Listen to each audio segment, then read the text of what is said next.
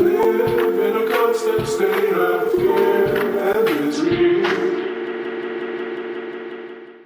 Last we spoke about Iran and what's going on over there. It was the story about local Bitcoins cutting service for the country and Hodl Hodl moving in to cover the lost ground. But the story before that one we covered, Bitcoin and cryptocurrency mining rigs being seized at the border for not following the country's strict rules for mining was the topic. So now it looks like we have a very similar story coming out of the Middle Eastern country.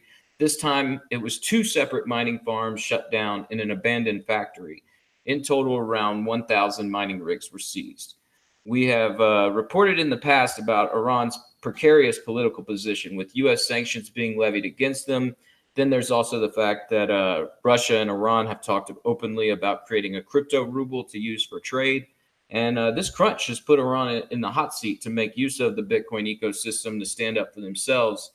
We saw them push the cost of electricity down to 0.006 cents per kilowatt hour, but that's on a very strict basis for miners who sign contracts with the government to mine in Pardey Technology Park, and which Pardey is touted as the Silicon Valley of Iran, and it's where the government has set up facilities for R&D and mining operations.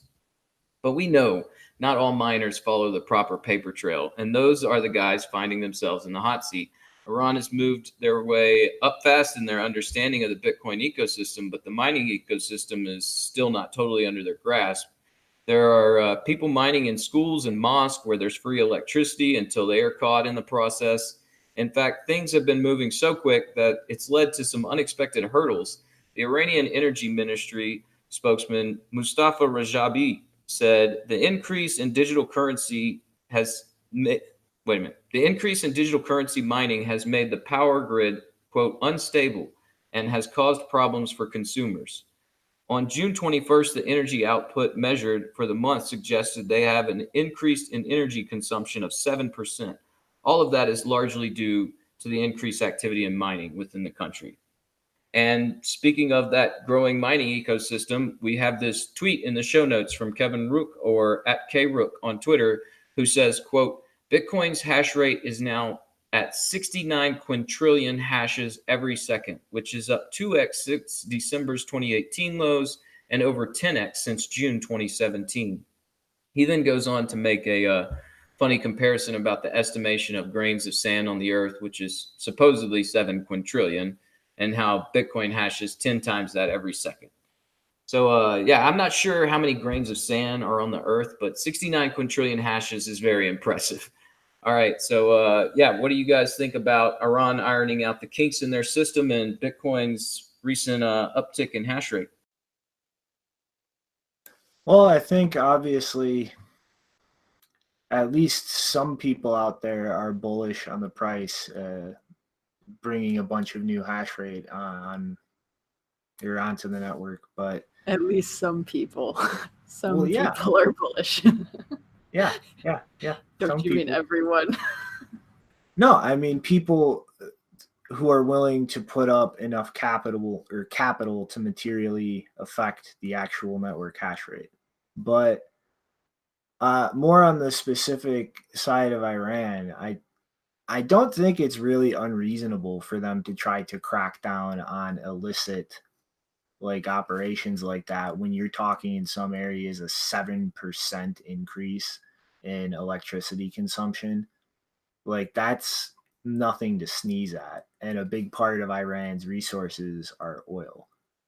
So like that's just like I mean it would have been nice to see Iran just turn into a free for all miner's paradise, but that's something that's going to materially affect your oil reserves over time when you're talking energy increases like that. So, I mean, it's not unreasonable to try to tamp that down a little bit. Yeah, I mean, like that's where I think just putting out that blanket statement about 0.006 cents per kilowatt hour, and the Chinese miners just came running in, and maybe they didn't quite understand the level of people trying to take advantage of where electricity is not being accounted for. And, that's kind of just one of the processes of the mining ecosystem when it moves into your country is you're going to start patching all these holes where the electricity grid is not properly, accounting for what electricity is being burned.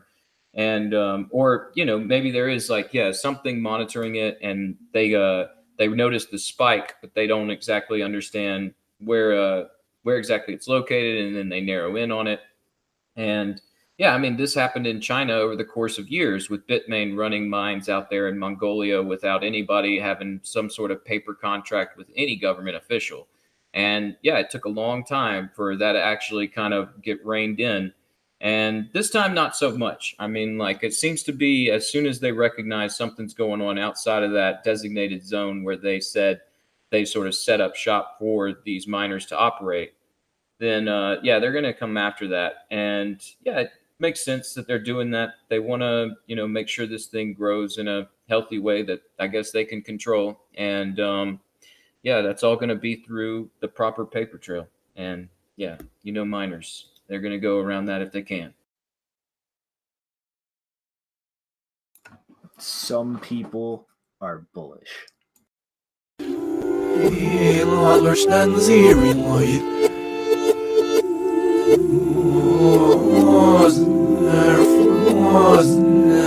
Sanget çasın türd Inga flytser I sinne Jasne I de sorg må det